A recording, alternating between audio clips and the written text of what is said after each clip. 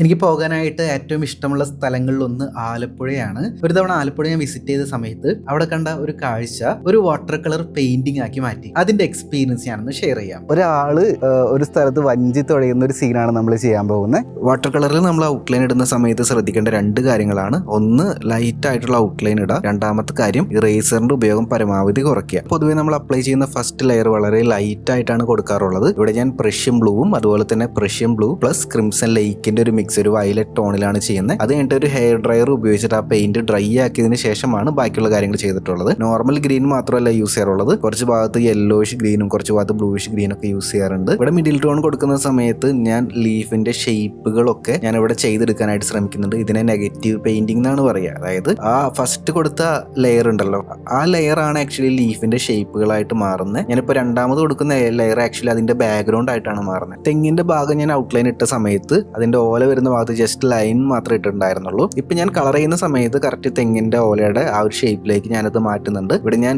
ഒറ്റ type green മാത്രമല്ല use ചെയ്യുന്നത്. തെങ്ങിന്റെ ഓല ആയതുകൊണ്ട് അതിൽ കുറച്ച് ഭാഗങ്ങൾ ചിലപ്പോൾ കരിഞ്ഞിരിക്കുന്നുണ്ടാവും, ചിലപ്പോൾ കുറച്ച് ഭാഗങ്ങൾ ലൈറ്റ് ഗ്രീൻ കളർ ആയിരിക്കും. തെങ്ങിന്റെ തടി വരുന്ന പോർഷൻസും ചെറുതായിട്ട് ലൈറ്റ് ആൻഡ് ഷാഡോ ശ്രദ്ധിച്ചിട്ടാണ് ചെയ്യുന്നത്. എവിടെ നിന്നാണ് ലൈറ്റ് വീഴുന്നത്, എങ്ങനെയാണ് അതിന്റെ ഷാഡോസ് വരുന്നുണ്ടാവുക, അപ്പൊ അദ്ദേഹത്തിന്റെ സ്കിൻ ടോൺ ഒക്കെ ആ രീതിയിൽ തന്നെ ചെയ്തെടുക്കാനായിട്ട് ഞാൻ ശ്രമിച്ചിട്ടുണ്ട്. ഫസ്റ്റ് നമ്മൾ എടുക്കുന്ന ബ്രഷുകൾ ചിലപ്പോൾ കുറച്ചും കൂടി ബിഗ് ആയിരിക്കും, കാരണം നമ്മൾ ലാർജസ്റ്റ് ഏരിയാസിൽ വാഷ് ചെയ്യുന്ന സമയത്ത് കുറച്ച് ബിഗ് ആയിട്ടുള്ള ബ്രഷുകൾ എടുക്കാം. പക്ഷെ നമ്മൾ കൺട്രോൾഡ് ആയിട്ട് ചെറിയ ഡീറ്റെയിലിംഗ്, ചെറിയ ലൈൻസ് ഒക്കെ ഇടുന്ന സമയത്ത് ഒരു പോയിന്റ് ബ്രഷ് എടുക്കണമായിരിക്കും ഏറ്റവും ബെറ്റർ. ഇവിടെ ഞാൻ കൂടുതലും ഫോക്കസ് കൊടുത്തത് ഡാർക്ക് ഷെയ്ഡ്സിന്റെ ഷേപ്പും അത് ഷെയ്ഡ് വീഴുന്ന രീതിയും ഒക്കെ കൃത്യമായിട്ട് അത് കൊണ്ടുവരിക എന്നുള്ളതിലായിരുന്നു. അതുപോലെ തന്നെ അദ്ദേഹം കയ്യിൽ പിടിക്കുന്ന ആ ഒരു വടി ഉണ്ടല്ലോ, അതിനും ഡാർക്ക് ഷെയ്ഡും കാര്യങ്ങളൊക്കെ ഉണ്ട്. അതിന്റെ ഒരു ഭാഗത്തുനിന്ന് ലൈറ്റ് വീഴുന്ന സമയത്ത് ഹൈലൈറ്റ് ഒക്കെ വീഴുന്നുണ്ട്. അതെല്ലാം കൃത്യമായിട്ട് തന്നെ നമ്മൾ നോക്കി ചെയ്തിട്ടുണ്ട്. നോർമലി വഞ്ചി അല്ലെങ്കിൽ ഈ തോണി എന്നൊക്കെ പറയുന്നത് ഒരു ഡാർക്ക് കളറുള്ള, ഏകദേശം ഒരു ബ്ലാക്കിനോട് സാമ്യമുള്ള കളറുള്ള ഒരു സംഭവമാണ്. പക്ഷെ നമ്മൾ ഈ ഒരു വാട്ടർ കളറിൽ കറക്റ്റ് ബ്ലാക്ക് യൂസ് ചെയ്യാതെ ബ്ലാക്കിനോട് സാമ്യമുള്ള കുറച്ചും കൂടി വൈബ്രന്റ് ആയിട്ടുള്ള ഒരു ബ്ലൂയിഷ് അല്ലെങ്കിൽ